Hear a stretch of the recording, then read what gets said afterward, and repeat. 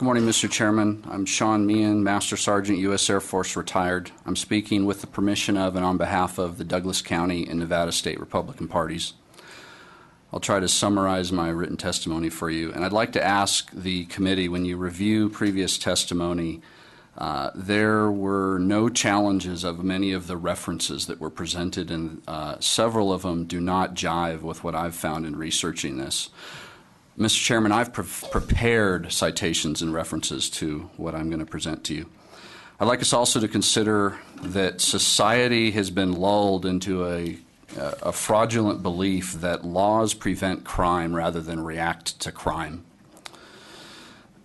Initially, the punishment for this bill really got my attention. And currently in Nevada, if you are caught for a DUI, you lose your driver's license for 90 days. Don't lose your car. Second time, lose your driver's license for a year. Don't lose your car.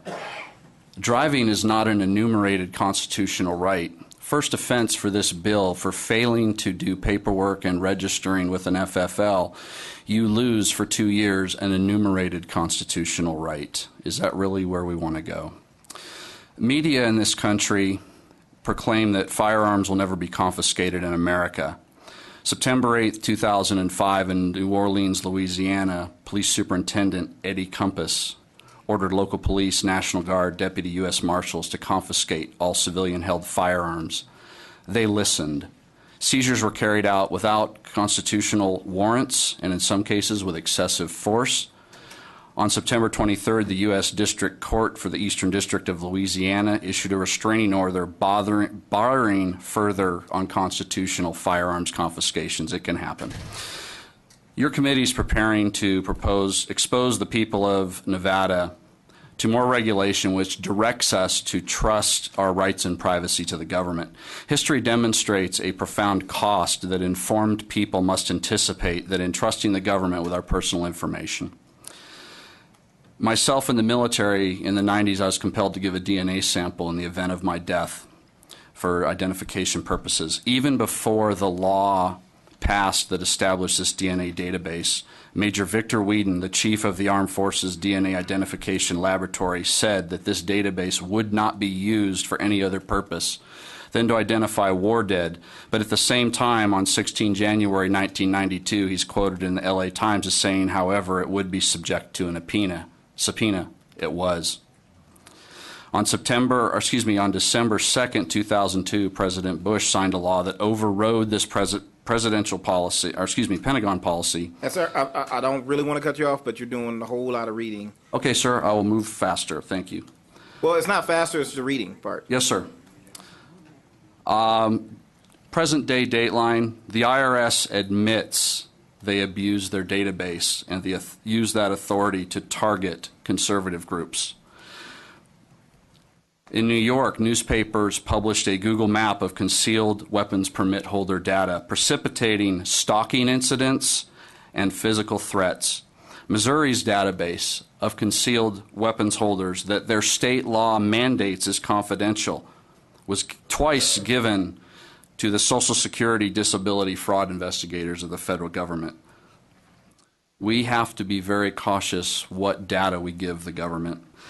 Also, sir, the facts show that this bill cannot work and will be nothing more than harassment of law-abiding owners.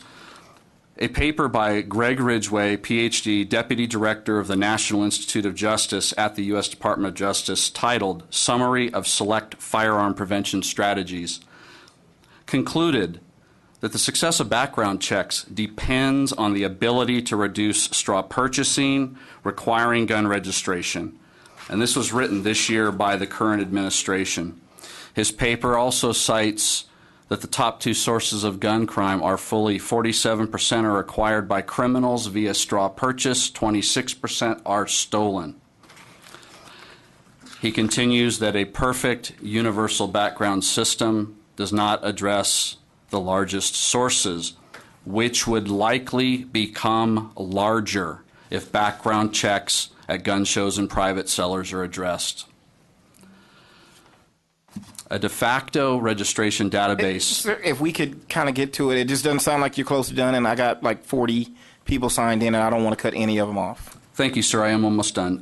Okay, I will skip through. I have a citation I'll submit to Nellis. A current database already exists, and the Department of Justice issued a counsel's opinion that actually discloses that the NICS background check information is retained by the ATF in violation of current law. That's a matter of public record. The ATF representative earlier gave a very passionate testimony, and which he believes said, quote, "We need cops to have a chance to prevent crime."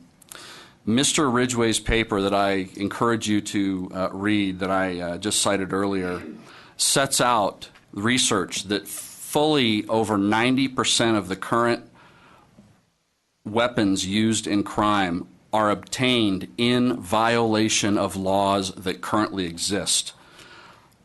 I'd like to join with this legislature and Mr. Chipman in giving cops a chance to prevent crime and enforcing the laws that currently exist. Thank you for your time. Thank you, sir. Mr. Chairman, committee members, for the record,